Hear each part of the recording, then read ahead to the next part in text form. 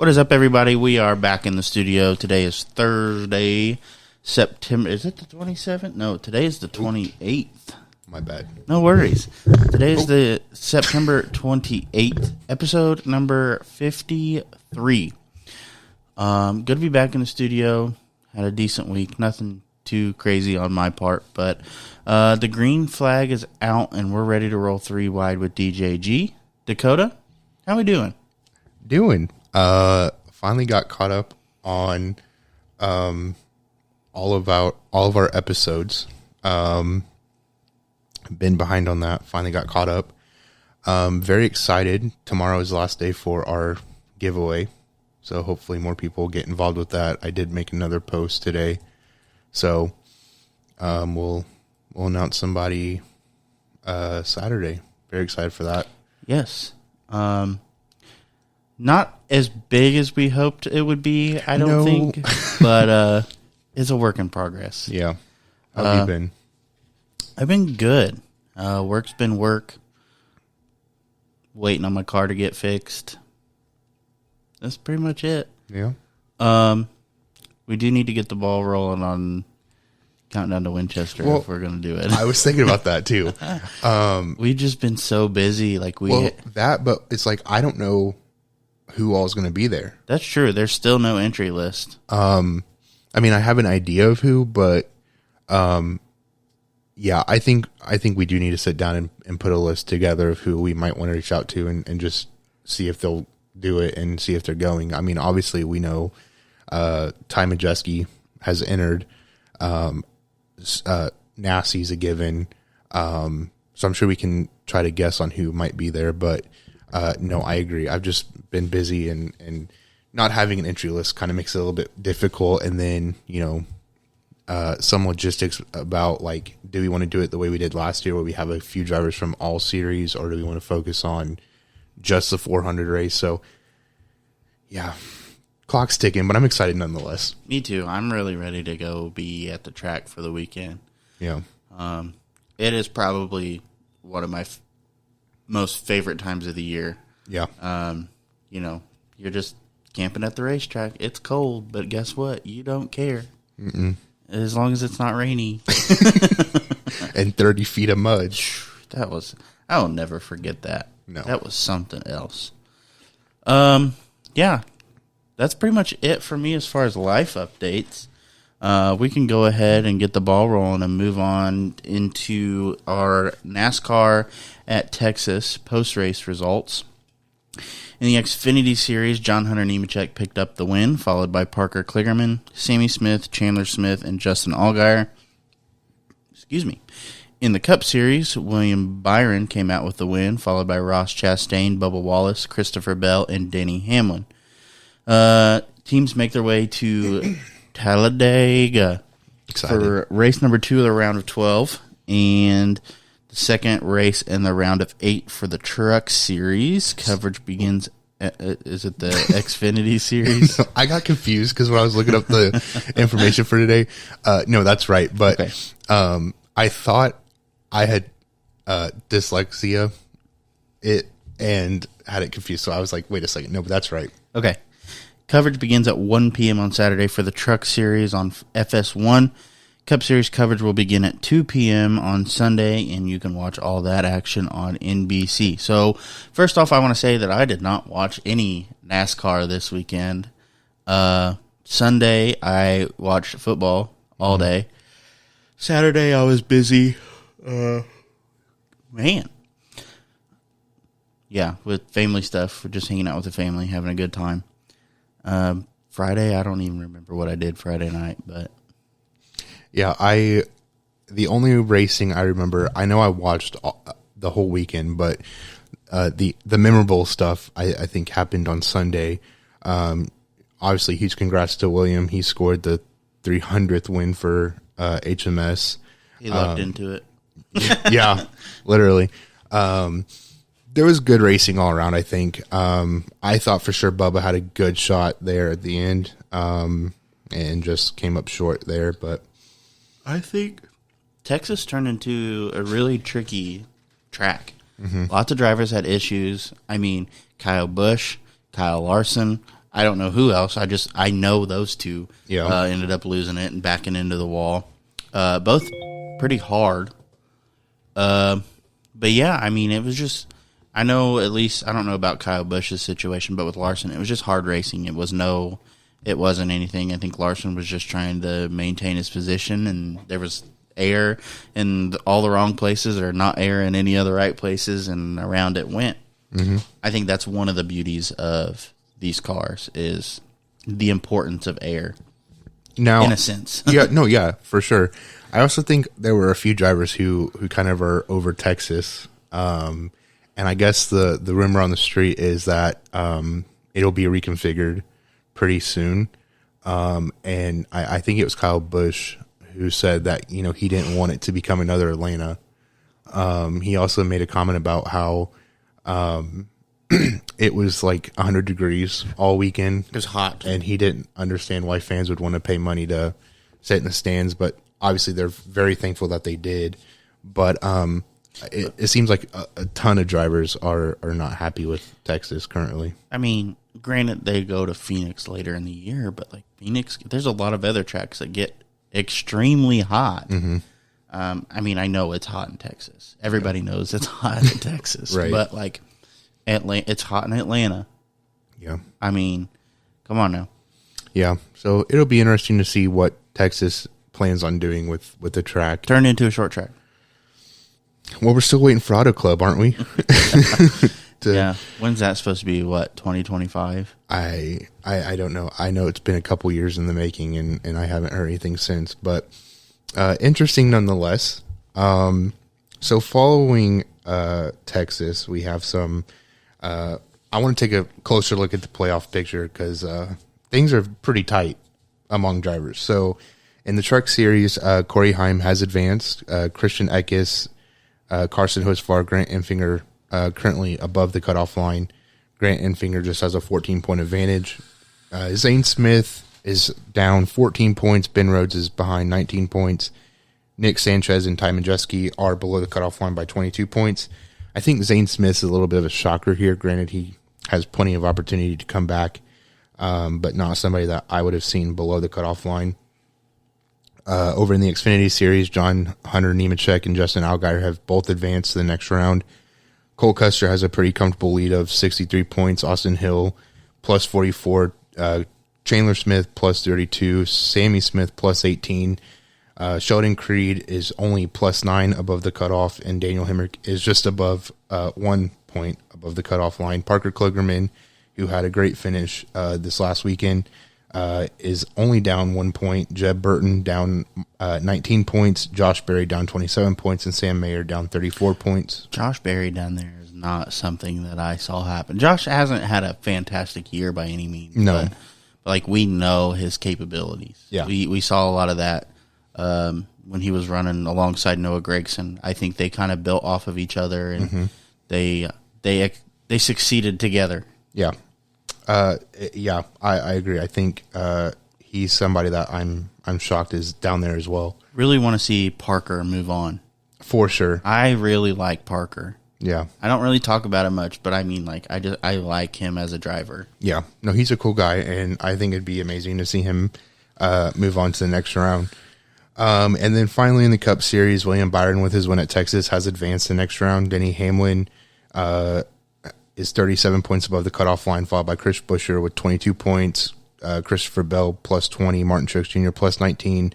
And we start getting a little bit more tighter with Ross Chastain only above the cutoff by 12 points, Brad Keselowski plus 8, and Kyle Larson plus 2. Which is insane, considering he was like at the top before he wrecked.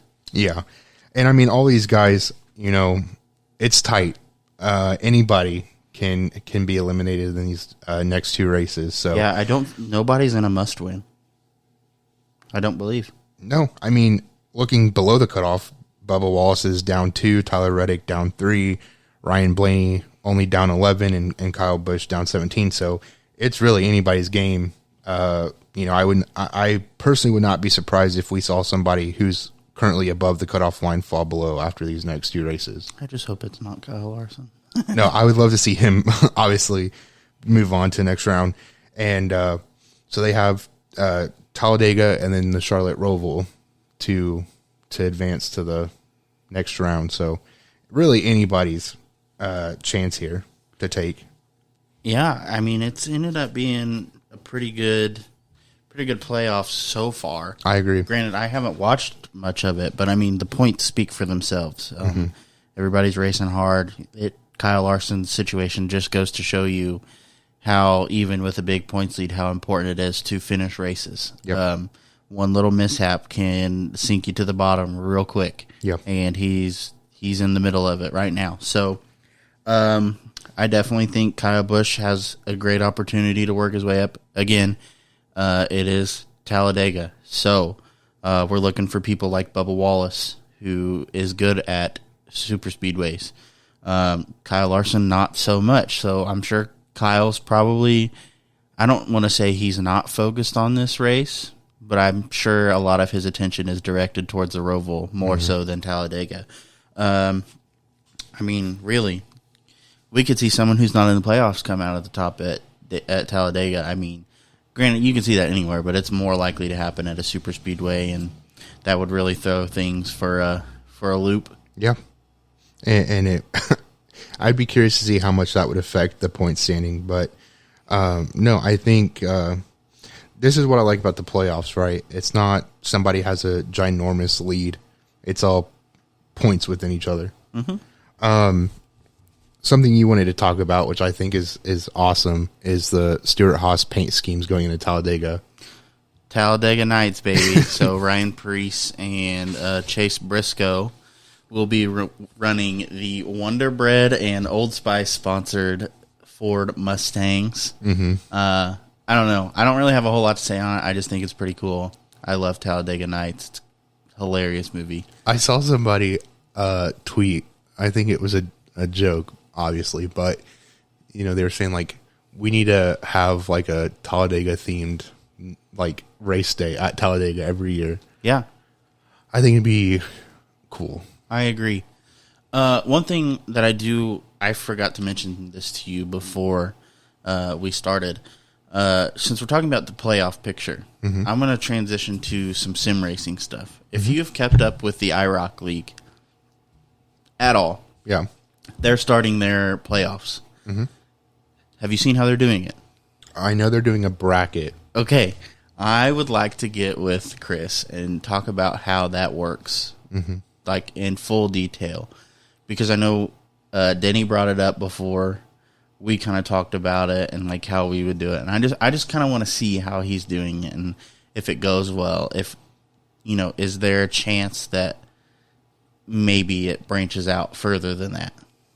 Yeah, I think it'd be interesting. I didn't take a close look at it. I just saw that that's what they were doing this season. So yeah, I agree. I think it'd be very interesting to see how that works out, and how, if it's just as simple as if you beat this person that you're in a bracket with, you move on.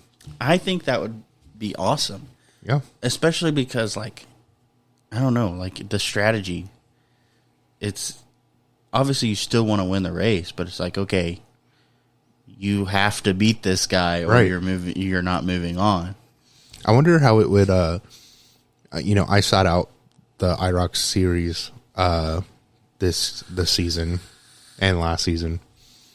And sometimes guys just like make mistakes, and it is what it is.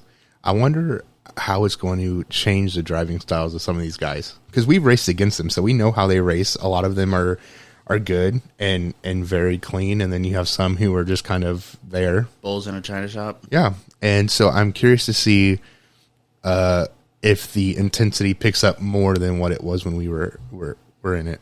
I think it will, especially because it's like, if you go off a normal playoff format, you have multiple races to advance. Whereas I believe in this setup, you have one race to beat the person you're paired up with. If you don't beat them, you're done. I think that, the intensity's high for the entirety of the playoffs, and not just, I made a mistake, I can bounce back next race, yada, yada, yada. I have this big points lead, like obviously not ideal, but but I have I have a barrier. Mm-hmm. You don't have that. Right. I mean, yeah, it's one of those situations where if the guy you're racing against wrecks out, you're just like, okay, I'm smooth sailing. So there's that part of it, but at the same time, it's like if you get two of the fast guys paired up, it's going to be some good racing, I guarantee it.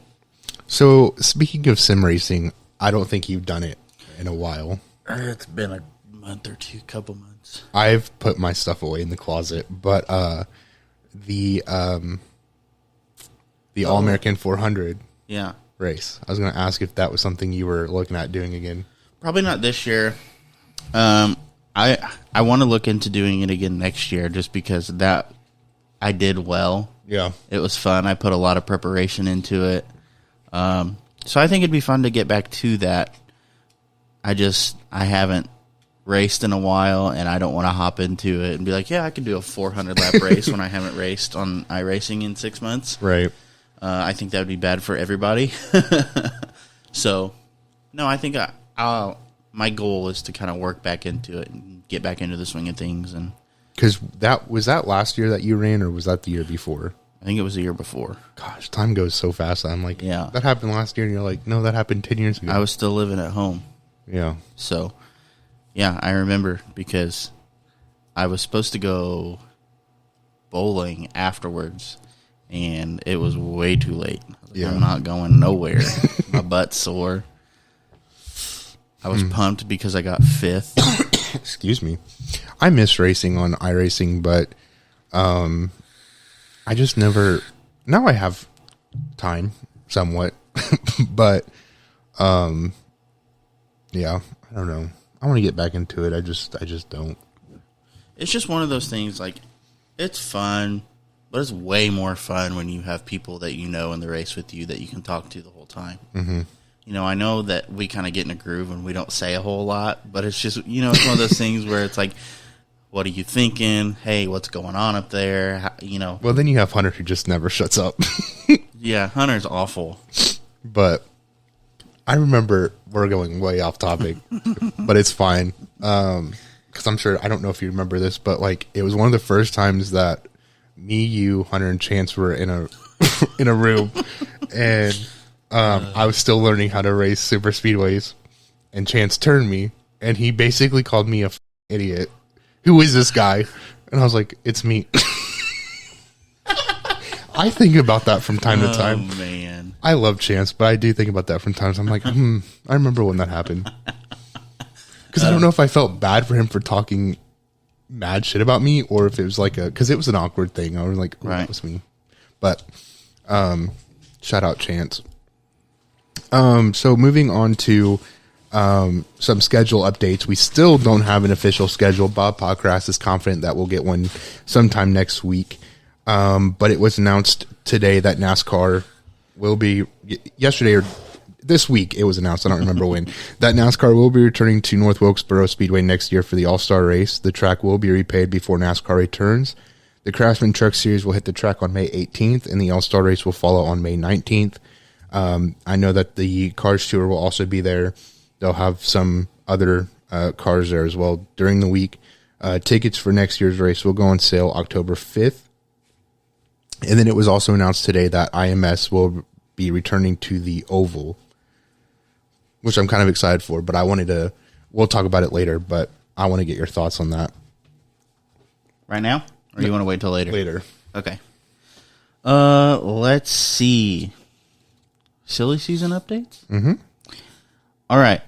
So, it was announced that Sammy Smith will drive the number 8 for Junior Motorsports next season. Thoughts? I don't know. I kind of was like, I guess I was kind of shocked by it. Mm-hmm. I know we've mentioned it. You know, it was kind of a possibility that we threw around. But no, it's weird to me. It's not weird, I guess, but it's cool, weird, whatever you want to say. Because, like, when I got into super late model racing, Sammy Smith, Chandler Smith, all these guys, and now they're like Truck Series, Xfinity Series. I'm like, this is so cool. It's like, which we knew they would get there. Their talents behind the wheel of a vehicle is immaculate. They always had fast cars. Granted, Sammy was with, who is it? Right now? No, for when he raced super late models. Oh, God. Donnie Wilson? Sounds about right. I think so. They have such a big team. It was funny. I forget what race it was. One of their guys won anyway, and they all came out and took a picture. I'm like, they have a crew member for every bolt on that car. Like, a person is for a specific bolt. Every person. Mm-hmm. Like, they have that many people. It's insane. It's really cool to see, though, that, that many people come together for one team, and they continuously produce rockets everywhere they go. I mean, even Donnie Wilson himself hopped in a car a couple weeks ago and won. So, I mean, it just goes to show the talent that team has. I want to be that successful one day. I do too. Like, that's my goal, is Donnie Wilson Motorsports. Absolutely. Next, we have Ryan Preece will return to Stewart Haas next season. I think we kind of thought that is what would happen, although we were never sure. I was going to say, it would have been very unfortunate for him to go through that wreck and then be like, "You're out of a job, kid." Right. So I agree. I'm not too surprised there. Let's see. Chandler Smith will race for Rackley this weekend in Talladega. I was kind of surprised. Matty D. Yeah, I was a little not surprised, but we talked about it last week about how they didn't really have an announcement lined up on who they would have fill the seat. So Chandler Smith's a good pick. Curious to see how he does. Is it going to be one of those like you didn't perform well? Next driver? Yeah, I don't know. Well, I was going to say that too. Like, not so much a performance, but I'm interested to see if this is something that he'll do the next 3 races, or if it's going to be a revolving door where he'll take Talladega, then they'll have somebody else take the last 2. So we'll see. Yep. Daniel Dye will race for McAnally Hilgeman. I don't know if that's how you pronounce that last name, so apologize if I butchered it. Next season, we'll keep the number 43. Frankie Muniz to front row. So there's a rumor on the street, courtesy of Daily Downforce. I saw it today. I kind of quickly read through the article before we came on. So it's basically a hypothetical at this point. They said that he front row could look for somebody at Thor Sport, but there's really nobody else in the pipeline. They also talk about his age and how, next year he'll be in his late 30s, I believe. So that might play a part in their decision not to take him. Sponsorship's another issue. To that I say, if he comes to Front Row Motorsports, they'll keep Loves on. And if they keep the truck, he would be sponsored by Loves. And I used to work there, and I can't remember what the Speedco. I used to work there. I used to know everything Loves. He would keep. I would assume he would keep that sponsorship, and then they talk about if he does land with Front Row, maybe it'd bring more eyes to the team. More people want to get involved sponsorship wise. But I mean, I agree with that. I would support that rumor. I think Frankie Muniz deserves a shot to move up. He's done really, really well in the ARCA series. Do you think he needs another season in the ARCA series? It wouldn't hurt, but I think he's done pretty well this season. I do think it's unfortunate that sponsorship plays a role in his career, as far as, he doesn't have a lot of financial support, which I find interesting because I watched an interview with him and Eric on Eric's YouTube channel, and it sounded like the team is the reason why there's a sponsorship issue with him. Frankie talked about how originally they did have deals on the table, and the team basically made a decision to not take it. I'll have to find it and talk about it next week, but I thought it was very interesting. But regardless, I think at any rate, it's interesting that he's having a hard time finding sponsorship deals. But no, I don't think he necessarily needs another season in the ARCA series. I think he's done really well in his first season. It definitely would not hurt him to stick around, but I think that if he wants to move up as much as he does, I think this would be the perfect opportunity for him to do so. I think at the very least, if he runs another full ARCA season, is he gets some seat time in a truck. Run a couple races, if that's in the works. I don't necessarily think that him diving head on into the truck series after one season of ARCA would be great. I'm not saying he can't do it. I just think he'd be better off, in my opinion, running another full ARCA season. Granted, I know the money's not quite there in that sense, but being able to run maybe part-time in a truck next season, and then the season after that, if he proves that he can run in a truck, go to full-time, and then but that's just my opinion. No, I think that's fair too. Especially, like, I think him and Front Row would make a good partnership, although I'm very hesitant on Front Row because of some of the decisions that they've made in the past. I would hate it to hurt his career. But I think it is he, regardless of his experience and what we think on that, I think that out of all of Ford's pipeline drivers, there's really not much to choose from unless they pull somebody from Thor, which I can't imagine anybody leaving Thor. Now, if Thor kicks somebody out, like let's say Haley Deegan got pushed out at Thor, then yeah, I could see her go to Front Row because she has the money to do it. But I don't see anybody else voluntarily leaving Thor Sport. And then you have, who else do you have?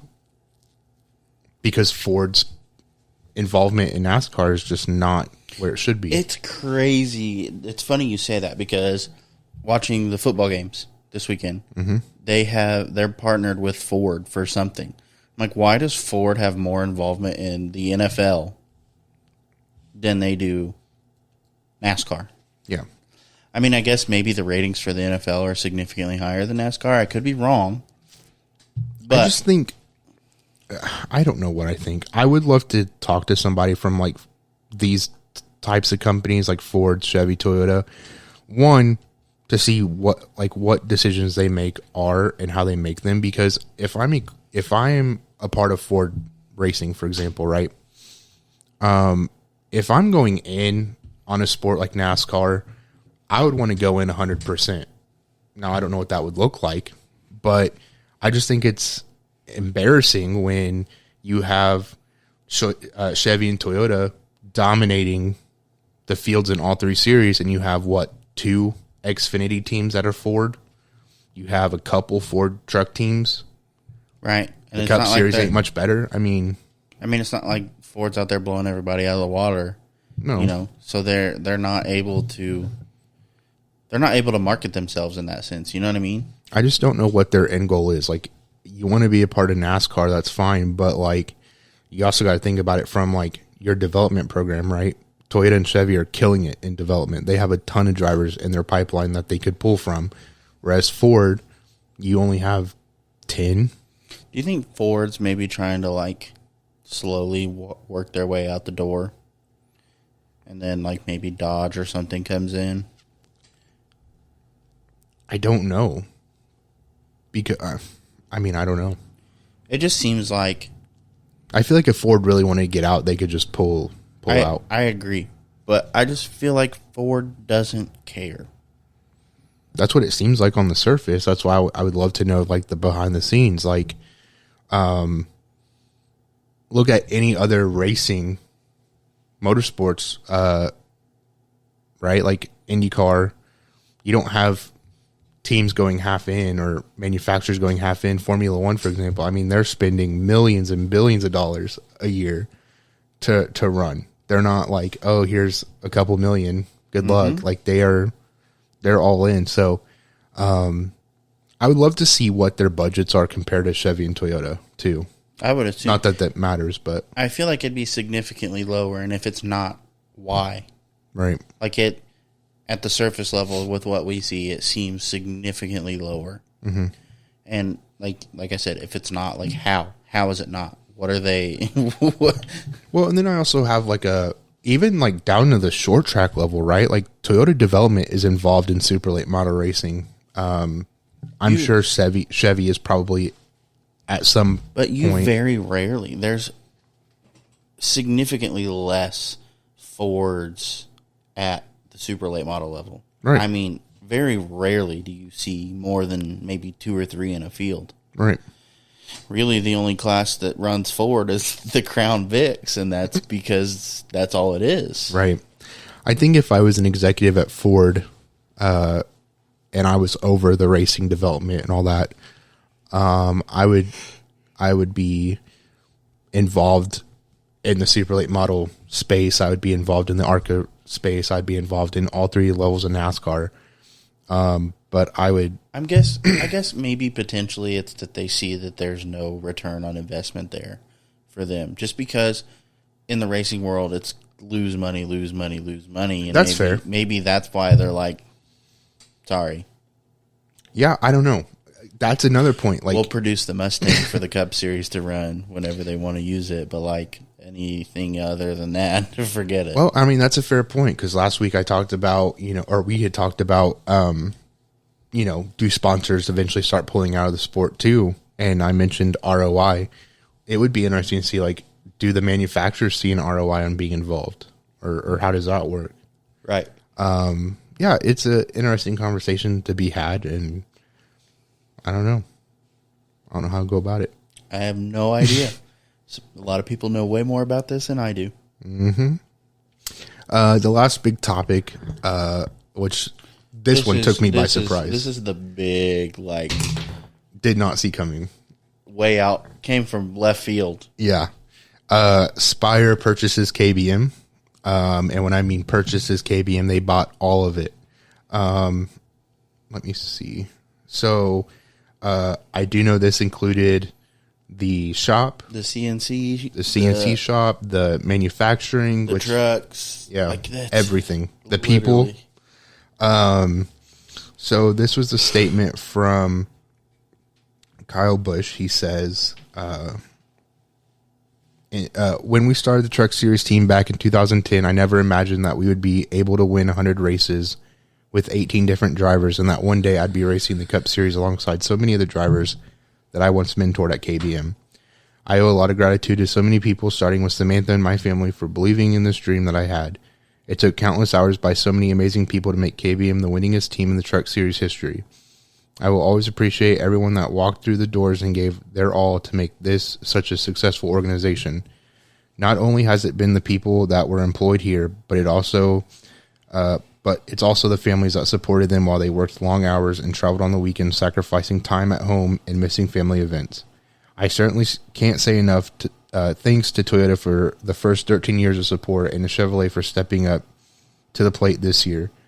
Due to their commitment and that of our great sponsors, we've been able to compete at the highest levels and hang a lot of banners. He goes on to say, I'm at a different point in my life now than I was back in 2010. My family has grown. My Cup Series team changed this year, and our son's racing schedule has become as demanding as my own. It's important to me to be able to spend more time with my family and my number 8 team at Richard Childress Racing.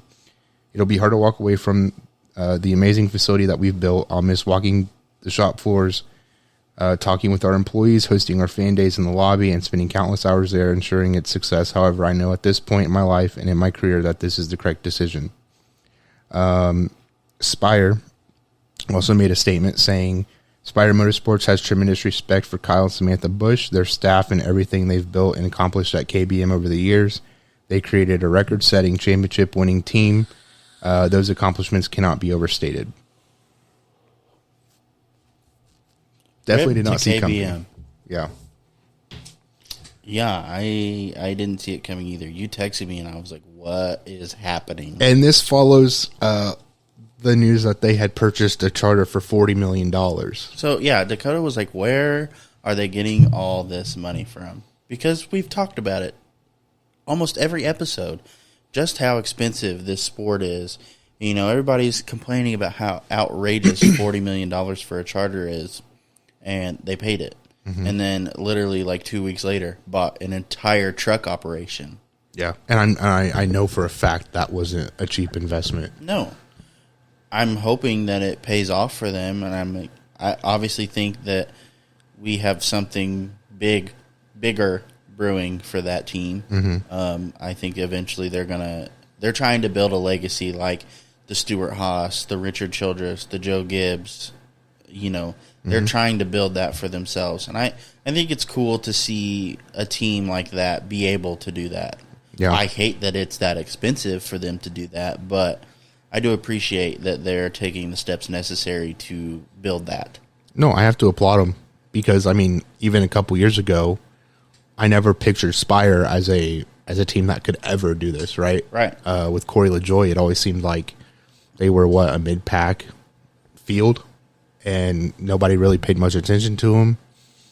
And now they go out and buy a charter and buy a whole truck team.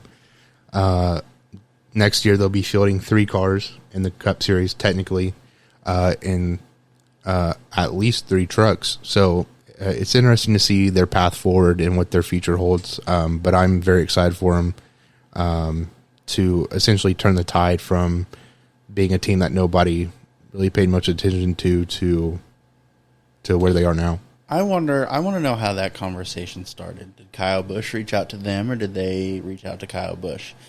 Did Kyle Busch say something that he had intentions of selling KBM, and they were like, hell yeah, let's jump on that? Yeah, I don't know. Because I feel like this was just so far under the radar.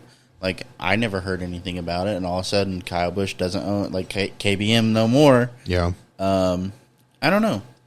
I wonder if it's something, because, even, the people that know what's going on in the garage at all times, there was no hint at something big coming down. Which, I'll get into this more when we talk about it later, so I don't want to say what I was about to say. I was just going to say, there was no hints of anything big coming down. I think nobody knew about it. I think it was a very well-kept secret, but it would be interesting to see who approached who and how that all went down.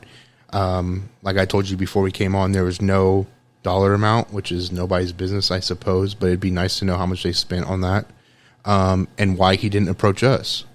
Just fucking with you, but I'll give you $5 and some pocket lint. Yeah. Deal or no deal. Yeah. Let's see. Moving on. Denny Hamlin wants to be a track owner.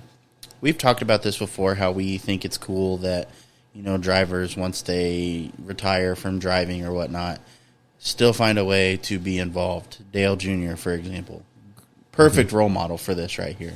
He has an Xfinity team. He has worked with bringing North Wilkesboro back, and just, his involvement with iRacing and all this stuff, staying very active in the motorsports world. Buying the Cars Tour and partnering with Harvick and literally others. Keeping it alive, yeah. In my opinion.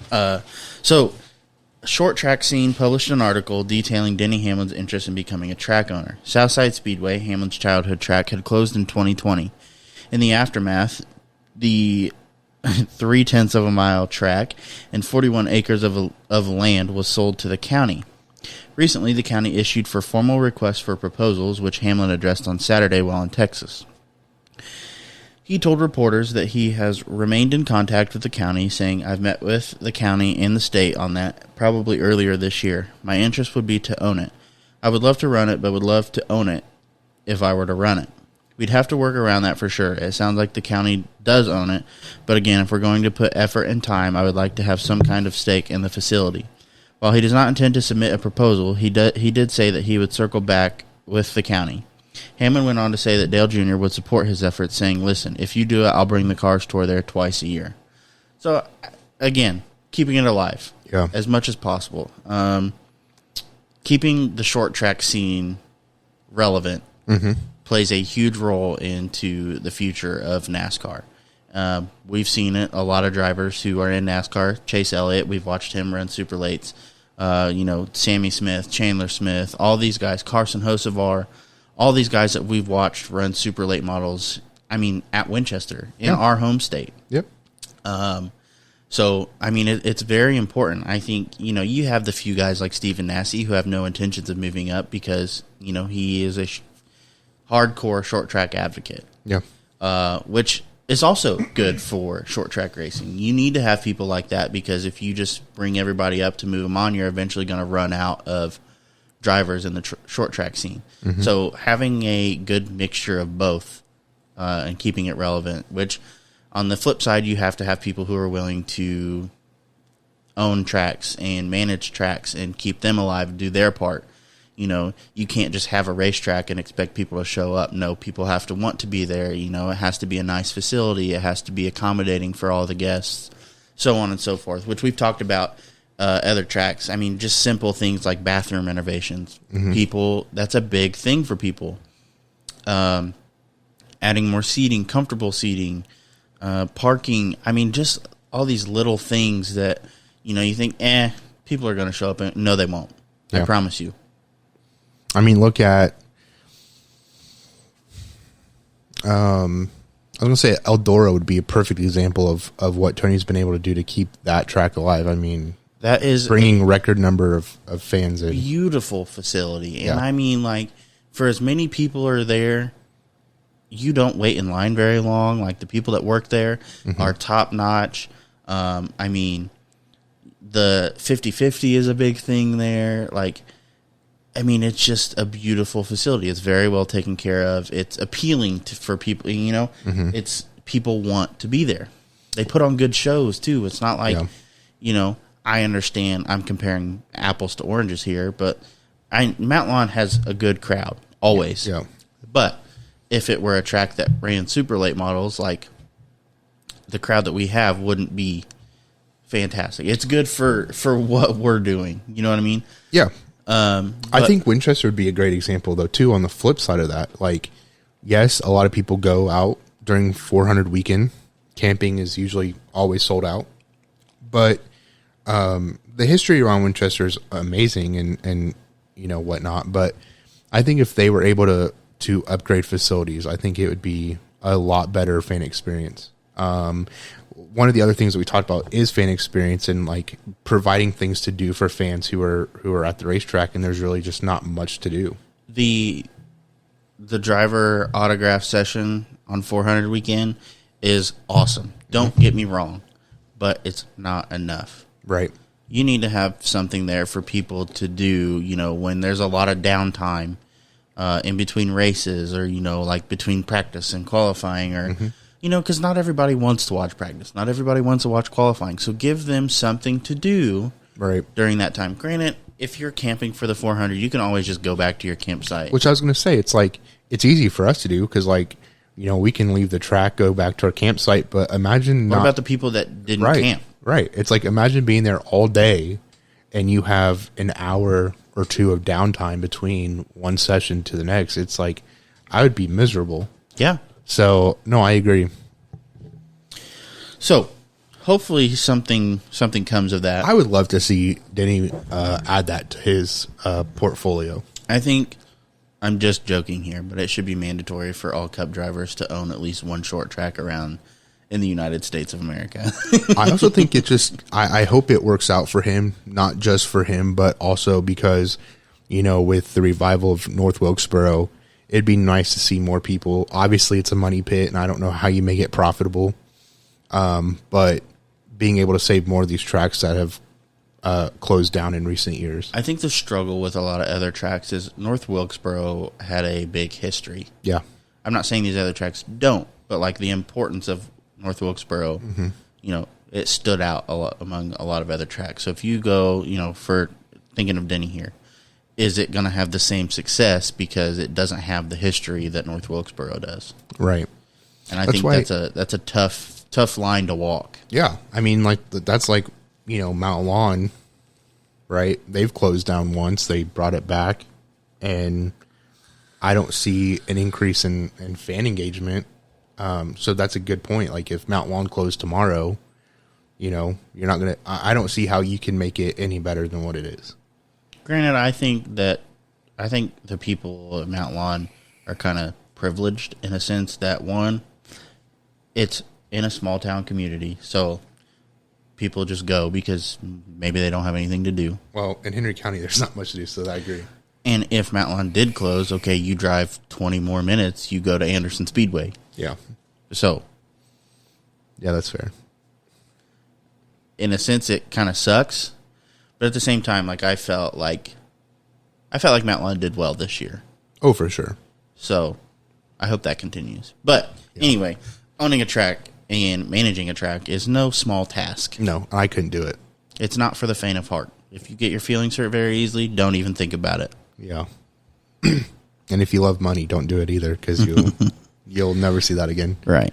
I will say, before we move on to the next thing, so we'll talk about it at the end too, or I guess we could talk about it now. I don't know if I wrote it down, but Mount Lawn had breaking news.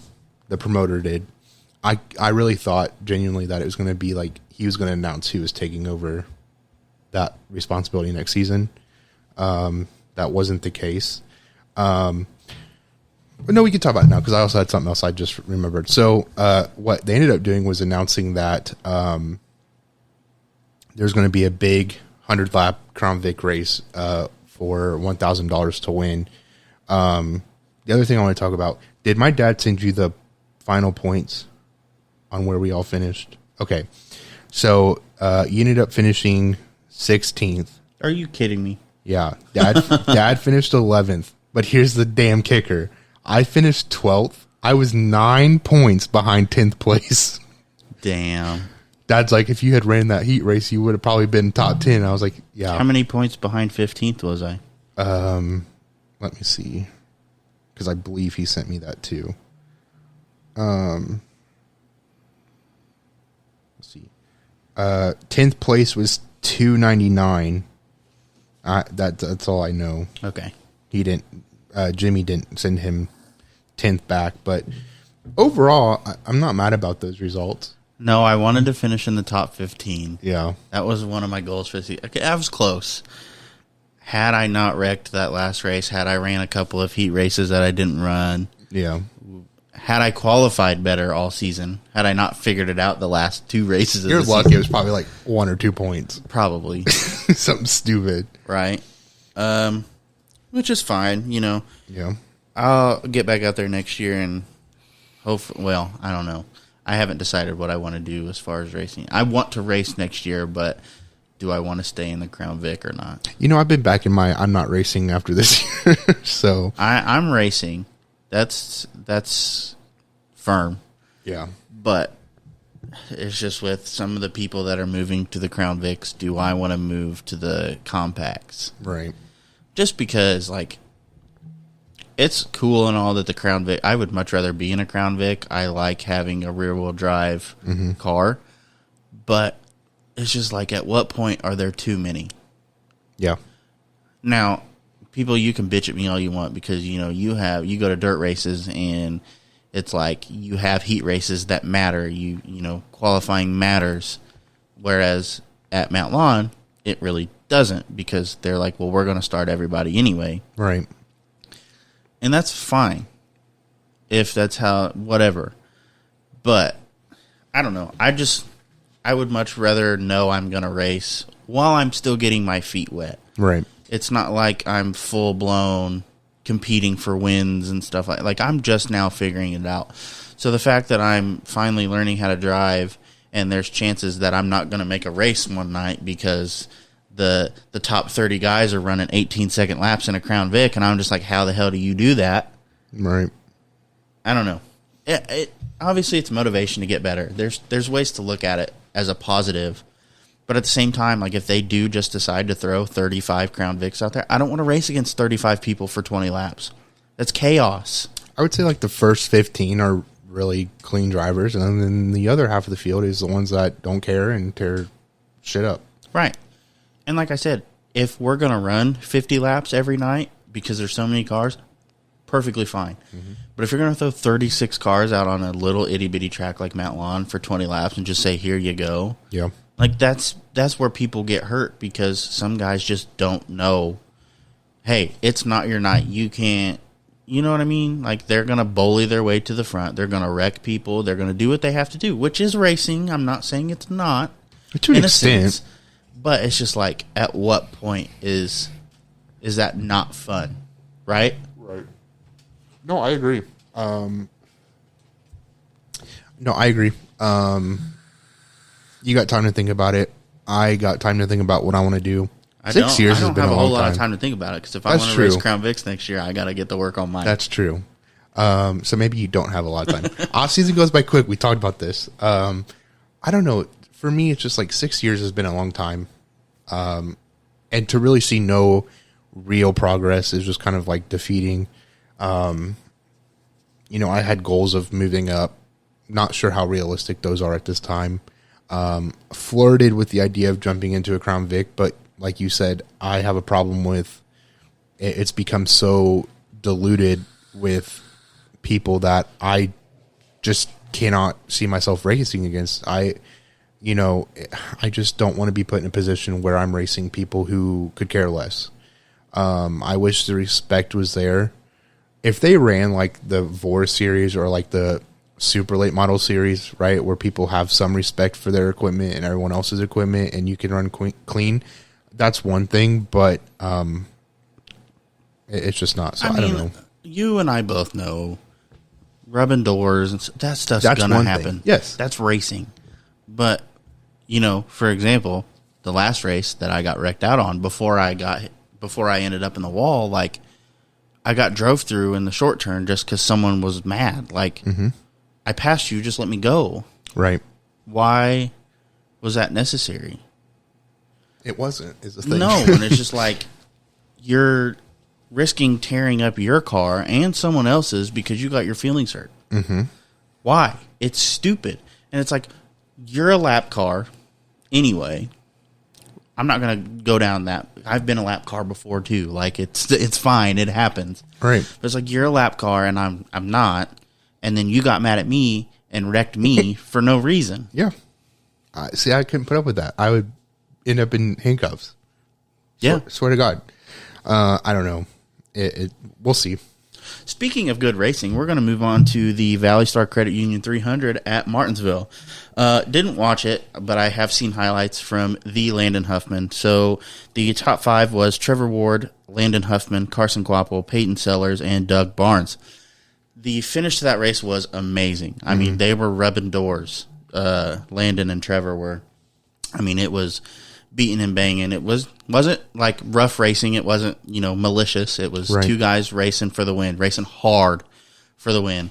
Landon obviously didn't end up coming home with the win, even though we all know he wanted to. Who doesn't? Right. But at the end of the day, they both brought their cars home in one piece. They weren't wrecked. They finished the race and put on a show for the fans, and that's what racing is about. Mm-hmm.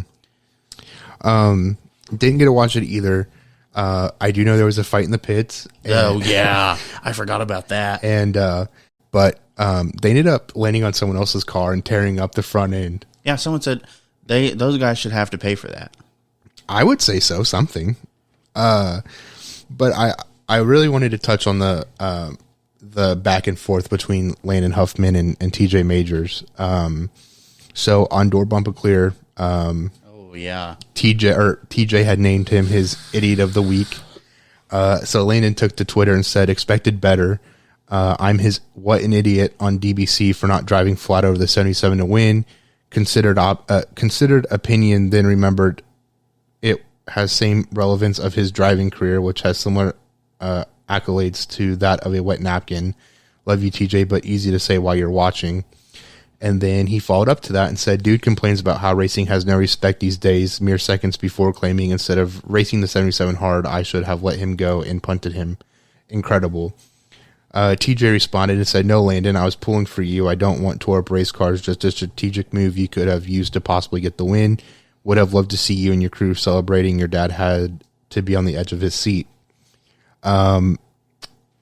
And then Landon followed up to his statement and said, "Delivery not the best. Fair to say I'm not against speeding and banging and racing hard for the win, but I advocate racing someone like they raced me. I got into Trevor on the restart, and that's how I got the lead. He raced me fair once door to door, so I owed him a fair race up top." Interesting back and forth. No, I agree with Landon but here. I don't expect less of the guys from DBC, if I'm being honest. No, I 100% agree with Landon. And it's not, we always talk about the bump and run is fine if you've tried to pass and, it didn't work. But I think Landon had a really good shot to win up on the top. Like, it wasn't like he was hanging on very well. Yeah. So I don't think that even crossed his mind at that point necessarily, because I think in his mind he was like, I can beat you up top. Yeah.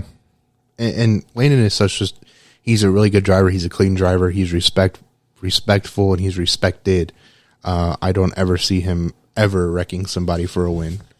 He'll do it fair and square. So, like I said, don't expect anything less of the guys from DBC. I think I don't have anything nice to say about them. So I'll leave it at that. But this is some interesting news as well. So after partnering with Anthony Campy Racing, Stephen Nasse scored the win in the third Blizzard 100. Bubba Pollard, Jackson Boone, Jeremy Doss, and Hunter Robbins closed out the top 5. Travis Braden, Michael Hine, Jace Hansen, Matt Craig, and Jake Finch closed out the top 10. The following day, Bubba Pollard scored the win, followed by Hunter Robbins, Jackson Boone, Giovanni Ruggiero, and Jake Finch. Stephen Nasse, Matt Craig, Jeremy Doss, Travis Braden, and Michael Hine rounded out the top 10. The next event for Five Flags Speedway will be the 56th Snowball Derby. Hot take. Yeah. Travis Braden's going to be running the 400 this year. I would be so excited.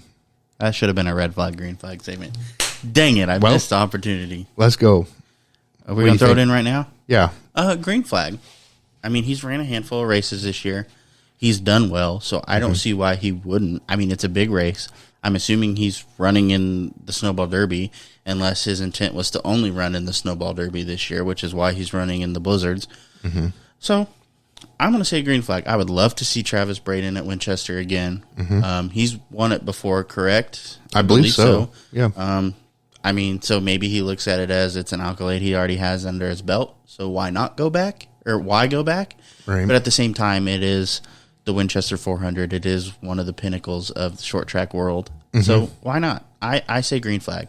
Absolutely. I hope that – I don't know what his racing plans are for the rest of the season, but I would love to see him return to Winchester.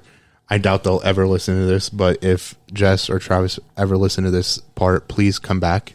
We love you, and we would love to have you back at Winchester. I love watching Travis race. He's a really good racer, and I would just love to have them back. Absolutely. Next, since we'll just stay on the red flag, green flag here, we talked about earlier, Sammy Smith going to Junior Motorsports. Do you believe that Toyota is in trouble? I do, now that we've talked about it. I'm going to go green flag on this as well. I think Toyota has done a magnificent job in the past of, like we talked about, being involved and with their driver development and all that stuff. But was that enough to save them from this situation? Mm-hmm. So you had Kyle Busch, who leaves Toyota and is now in Chevy. So that's a big hit to Chevy. KBM was Toyota, went to Chevy. And so, I mean, that's just a lot of money, I feel like, to lose on the Cup side. And, I mean, we'll see. But I'm going to go yellow flag here.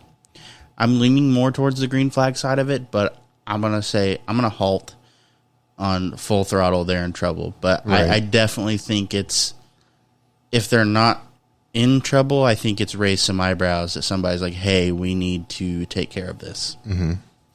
I will say I should have provided some context here. So there was a tweet from somebody on Twitter saying, I'm not sure where Joe Gibbs Racing goes from here for the 2024 season because Sammy Smith is a massive loss for the Toyota pipeline.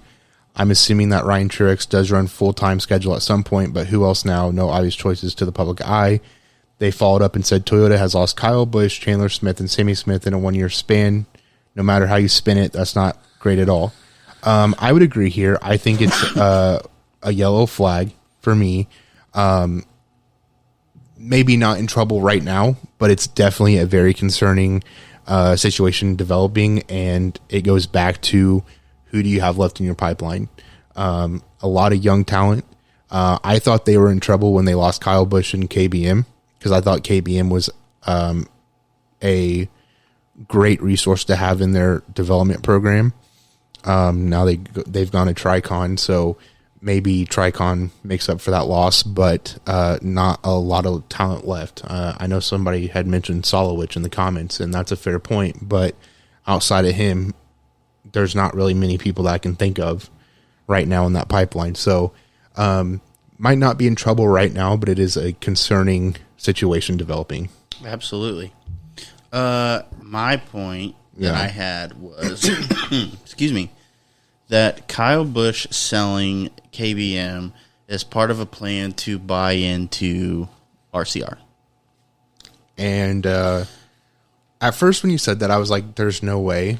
I'm going to throw the green flag on this. I think that it is plausible that him selling KBM puts him in a position where he can do that. Now, he didn't have to. If this is the case, right, if this is how it plays out and he ends up buying into RCR somehow, he didn't necessarily have to sell KBM if he didn't want to, but I think that it does make some sense to have a future stake in RCR because this is the team where I see him retiring from. Right. I'm green flag as well. And what I was going to say earlier when I said I don't want to mention this right now was Kyle Busch has stated before that he wasn't going to sell, he wasn't going to do anything with KBM until Brexton was old enough to race side by side with him. And Brexton's nowhere near that, and he just sold it. So there has to be some deeper meaning to it than he just, just sold it for whatever. Right. There's a plan somewhere, somewhere. Right. And maybe it's not exactly buying into RCR, but that's my opinion. I definitely think that there's something into it because he buys into RCR. Brexton's path is straight to the Cup Series now. I think it kind of was anyway, but I think this just completely assures that. Well, I mean, I could see him eventually in the future running for RCR in the Xfinity Series and then making his way to Cup. Well, I guess I shouldn't say the Cup Series, but I was going to say that he has a guaranteed ride somewhere within RCR because of that. Yeah. I also think that, I always pictured that Brexton would take over the leadership at KBM and that KBM would be a legacy that he would pick up and lead. So it's interesting to see that that's no more. Right. But yeah, or maybe there's another bigger plan besides Kyle Busch Motorsports. That's, he's like, I might as well sell it off, get all this money, and then start what I want to do. No, I definitely think you have a great point, though, that there is something bigger that we don't know about. Whether that's him buying an RCR or not, I think he has something up his sleeve. But regardless, I could definitely see him buying an RCR. I agree. In some way, shape, or form. The last topic for today's red flag, green flag is Indianapolis going back to the oval for this 2024 Brickyard. There's also no more doubleheader.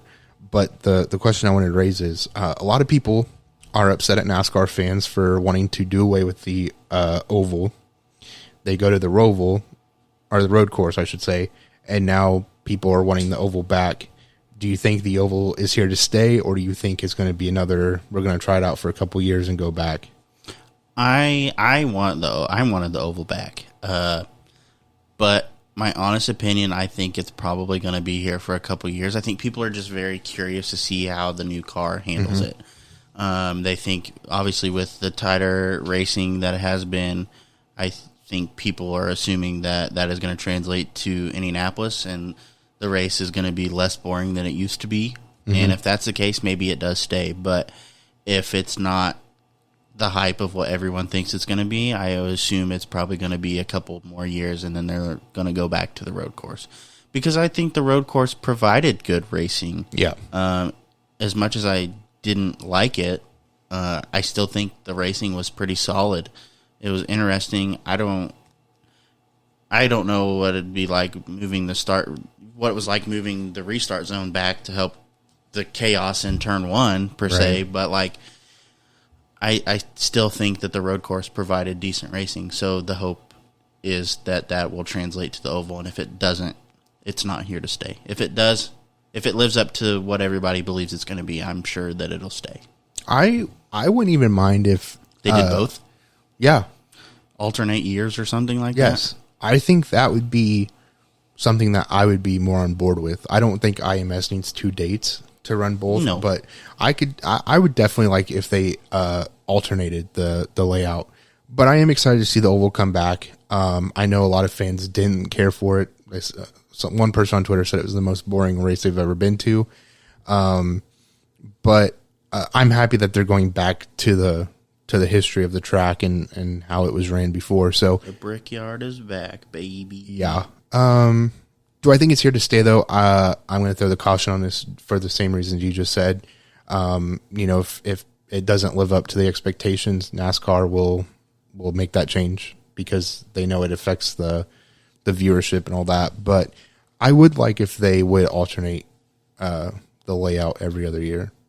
I think that makes a lot of sense. 100%. Last topic, I'll let you take this on because it's your favorite.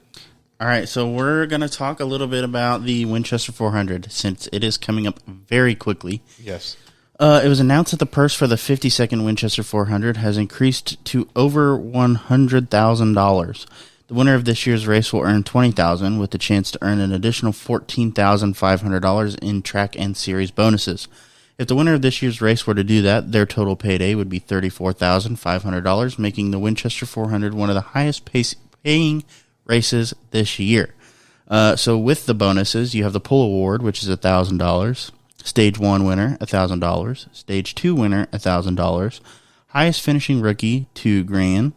Highest finishing crate, $1,500. Highest finishing non-regular, $1,500. And lead lap bonuses total of $6,000.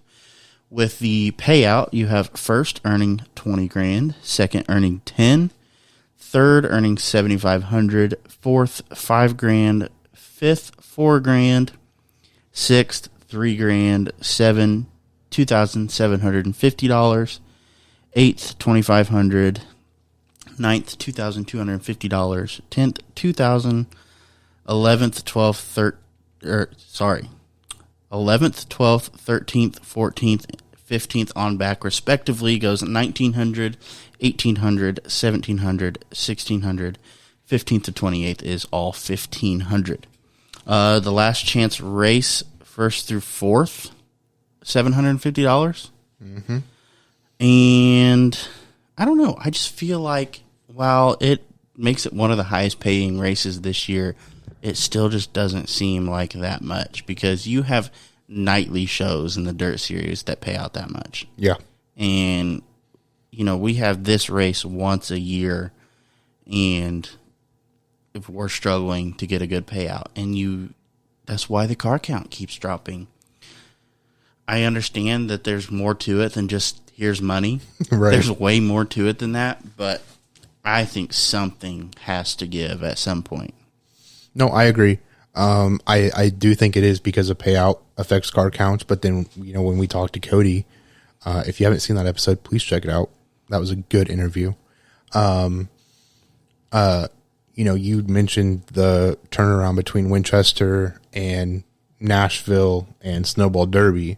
I'm sure that decision plays a lot into what drivers are thinking. Now, if you're a team that has 3 cars that you can tear up, then it's not a problem. But if you're a small team like AJ was a part of at one point, if you wreck at Winchester, good luck making it to Nashville or if you wreck at Winchester and you're a small team, forget about Nashville. You're spending all that time to rebuild the car just to get done in time to get to Snowball Derby. If you're lucky. So lucky. I think that also plays a lot in it too. And this is why I don't know who to talk to or how to go about it, but I would love to know why sponsorship seems to be so healthy in the dirt series, right? And it is non-existent in the asphalt world. I mean, I bet a lot of it has to do with that to the viewer, dirt racing is way more interesting than asphalt racing. Sure. Because, especially you get long races like the Winchester 400 and it turns into single file for a large majority of the race. Whereas on dirt races, even with the 100-lap races, I mean, you got people throwing sliders lap after lap after lap. I mean, they are racing hard the whole time. Mm-hmm. Whereas on asphalt, these long races, everybody kind of understands. You get through the restart, you single file out, you slowly chip away at people. If not, you complacent where you're at, mm-hmm. and then you save your stuff for the end. Now, I'm not saying you don't save stuff in the dirt world, right? But there's just so much action going on the whole time, anywhere on the track in the dirt series. So I'm assuming maybe that has something to do with it. I'm sure that has something to do with it, but I wonder if that's the only issue or if there's things that we don't even think about. Because Because if it is a viewership thing, I don't know how you can make asphalt racing any more exciting. You can't. Right. It's just Unless the nature of the beast. You're going to offer $20,000 to run 50 laps, then sure, people are going to go run balls out the whole 50 laps. Right. I don't know. I just think it's a very interesting conversation that I would love to have with people. I also I wonder what the cost difference is between cars too. I know super lates are very, very expensive, but what's the price of dirt cars? I think they're still expensive, but at the cost of there's less to it. Yeah. I don't want to say less. I'm not trying to undermine the fact that dirt racing, but I mean, you also got to think if you break something on a dirt car, you can fix it right then and there. Yeah. 5 minutes. Yeah. It takes them a minute to replace the whole front axle. I was going to say a good example of that would have been Eldora when Swindell's team, they lost a motor. Somebody donated a motor. It wasn't even built for that car, and they somehow made it work so that they can make the race. Yeah. So I guess that's a fair point too. It's just it's not a good thing for asphalt fans, I guess, when it's or drivers, I guess, really, when you go out, spend all this money, race these big races, and only bring home change in perspective. I mean, we know people that have stopped racing on asphalt to go race on dirt. Mm-hmm. I mean, it just makes more sense. Yeah.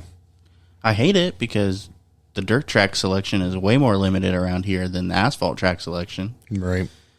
But I don't know. It is what it is. What I do know is that while an official entry list has not been released, Timon Jeske has entered this year's race. And then something that I think we're all pretty excited for is that Winchester announced that Crown Vics will possibly be on the schedule for next year's race weekend. They tried to get him on this year, but with the way the schedule worked, it just wasn't in the cards. So they said they're going to try to work in Crown Vics next year for 400 weekend. And I am super excited about that because if that's the case and I end up doing Crown Vics, I would love to be able to build another Crown Vic and just have it as a super speedway, a super speedway for a Crown Vic, a big track car. Yeah. Have one for a small track like, Mount Lawn or Shady Bowl or whatever, wherever we go. Yeah. And then have one for Winchester, Salem. That was my goal for the compacts. I don't know if they can do it. I might get me a Crown Vic just to run that race. I would love to. Yeah. Other than that, we race this weekend. Those of us who have cars to race, although I'm not looking forward to it. I'm very burnt out. The Ashley Albertson Memorial Race is also this weekend at Circle City. Be sure to check that out. The BC 39 is going on right now at IMS. Yep. I love watching that race every year. Did they end up racing last night because of the rain, or did they? I don't remember. I know that they were having. I don't know. I fell asleep very early last night. Yeah.